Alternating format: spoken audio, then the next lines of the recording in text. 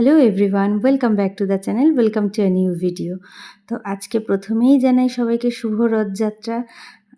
সবার যেন এই দিনটা খুব খুব খুব ভালো কাটে, প্রত্যেকে যেন সুস্থভাবে থাকে, ভালোভাবে কাটে এবং রথযাত্রার দিন একটা খুব স্পেশাল দিন।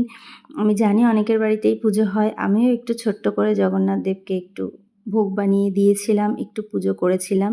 তো সেই ভিডিওটাই চলো তোমাদের সাথে শেয়ার করে নেওয়া যাক।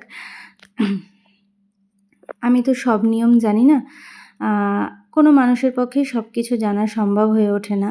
তো আমার কখনো কখনো কোনো জায়গায় হয়তো ঠাকুরের সেবাতে ভুলভ্রান্তি হতে পারে। যদি তোমাদের কিছু নজরে আসে বা তোমরা কিছু দেখতে পাও যেটা আমার দ্বারা ভুল হয়ে গেছে, সেটা আমাকে প্লিজ তোমরা কমেন্টে জানিও। আমি পরের বার থেকে সেটাকে শুধরে নেবার চেষ্টা করব।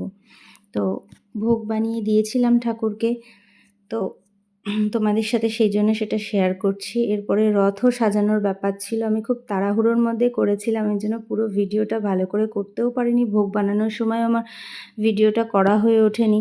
আসলে শ্রেণিকা থাকে তো, ওকে সব কিছু গুছিয়ে ওর সমস্ত কিছু করে তারপরে আমাকে করতে হয় এগুলো। তো একা হাতে সব কিছু করা। চলো দেখে নেওয়া যাক ভোগে কী কী ছিল।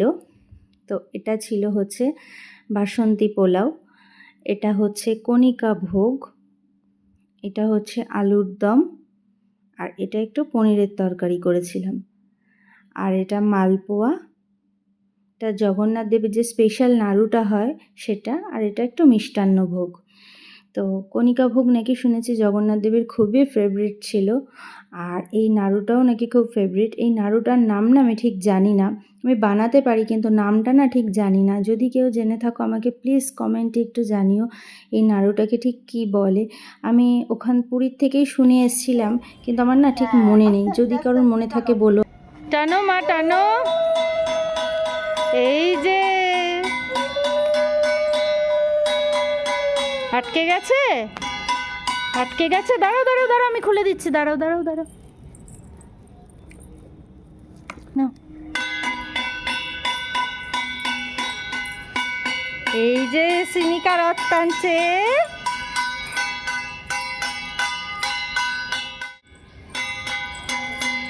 এই এই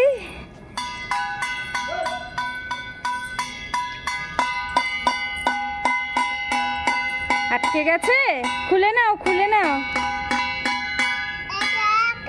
এই যে চাকাতে আটকে গেছে মা, এটা খুলতে হবে।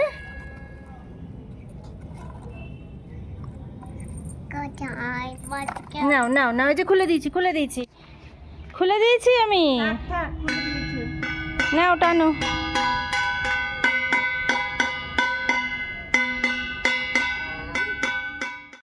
তো তোমরা তো দেখতেই পেলে শ্রেণিকার রথ টানছিল, আমি এই রথটা পুজো টুজো দিয়ে উঠে তারপরে সাজিয়ে রেখেছিলাম, ও টানবে আমি জানি। ওনা তখন ঘুমোচ্ছিল, ওকে একটু জাগিয়ে রাখার আমি চেষ্টা করেছিলাম, কিন্তু ওর মানে ঘুম পেলে না ও আর কোনো কিছুই মানে তখন আর ওর কোনো কিছুই ভালো লাগে না। ও মানে আমি ওকে কোনোভাবেই আটকে রাখতে পারিনি, কারণ রথ সাজানোর সময় যদি ও আমার সাথে থাকতো আর একটু ভালো এনজয় করতো আমি জানি, কিন্তু ও মানে আমি পারিনি সেটা আর কি, ও ঘুমিয়ে পড়েছিল। তো আমি নিজেই সাজিয়ে রেখেছিলাম, আমি জানি বিকালবেলা ও উঠলেই ওকে এটা সারপ্রাইজ দেবো, ওর খুব খুশিও হয়ে গিয়েছিল। তো এখন টানা হয়ে গেছে রথ, এখন কি করবে, এখন দেখো এই ফুলগুলোকে বসে বসে ও ছিঁড়ছে। হ্যাঁ মানে ও মানে এনজয় তো করে, এনজয় নিশ্চয়ই করে, হয়তো সব বাচ্চারাই এরকম করে, ও একা না।